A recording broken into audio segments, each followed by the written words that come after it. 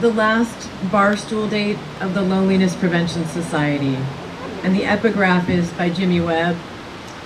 And I need you more than want you. 1. Take me back to the night we met. The cinema bar, German beer, first time alone in that atmosphere since my early 20s. On stage, a man with a sad guitar, movie star good looks, songs of doom and gloom.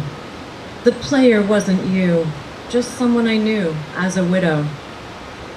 My husband, gone 4 years. A parade of stalkers and balladeers tramped through my love life. I had invited them in, then made an abstinence vow to disallow the wrong fingers from handling me. Was 49, going on 15. It felt like there was no one.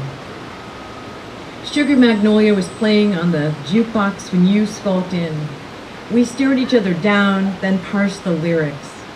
I could feel your wear and tear, searched your outerwear for sparkles of hope, overcoat, Irish flat cap, that overlap in your 2 front teeth, like mine, only different. I wanted to tell you, I feel grateful, I feel dead. But get out of that bar instead before you could make a move or enable me to find things about you to disapprove of. Wondered if I'd ever see you again. 2. You're like a hybrid of Marianne and Ginger, you messaged me on Facebook. After the official friend request, I scoured your timeline on a quest for clues. Found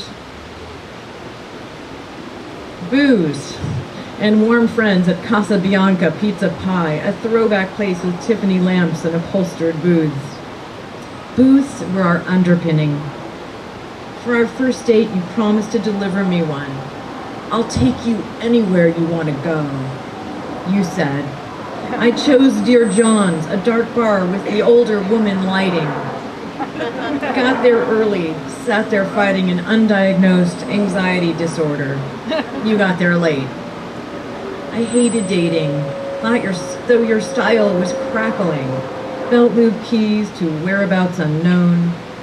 Prescription Ray-Bans, same ones my Fairfax grandpa used to wear. We shared a love of vintage biker jackets, fondling mine, you said, good quality, like a scrawl of graffiti. Everything was going great until you mentioned your dealer, while listening to me ramble on about psychics and healers, messages from beyond, how I talked to my husband's ghost on a regular basis. Magical thinking had both saved me and kept me bound to what was. 3. My heart was a haunted house. No trespassing. You were a safe bet, 59 and never married. And so we made the rounds to every West Side and East Side cafe, bar, and diner, where we wrangled about drugs, the definition of love, and socialism. Now every place we ever went has shut down or become something else. Centani changed to 00, serves plant-based pizza, biodynamic wine. Tex is on the decline, soon to become a smaller version of itself, with housing and retail space. Meshuggah for sushi has become Berlin's.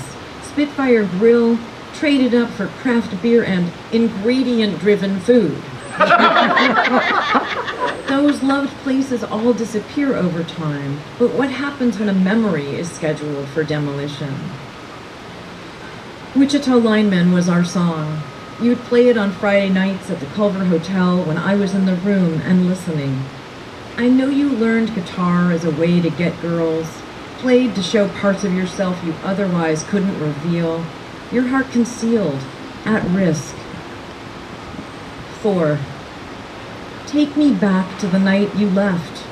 We're at Vito and I'm 55, clinging to worn thin comfort, your snap front Pendleton Canyon shirt, that hole in your ear where a ring used to be, the length of your beard, rabbinical. As you glare at enamel saints on a grief-aged neck, toenail polish named Miss Independent, with nothing left to love about me. Remember when you said you wanted to be part of a team? I believed you. Signed on for being alone together, even if it meant making a deal with myself, to live without being touched. Once, we clutched each other like prey animals. Now I'm as numb and disengaged as Joan Didion in that book. Take a closer look. You'll see. My husband's clothes are still hanging in the closet. I felt guilty for living. The years disappeared as contrails. Wanted to kill my husband, but he was already dead. Blamed you instead for everything you couldn't give me, everything I thought I wanted. Stop rolling your eyes. I'll take you anywhere you want to go.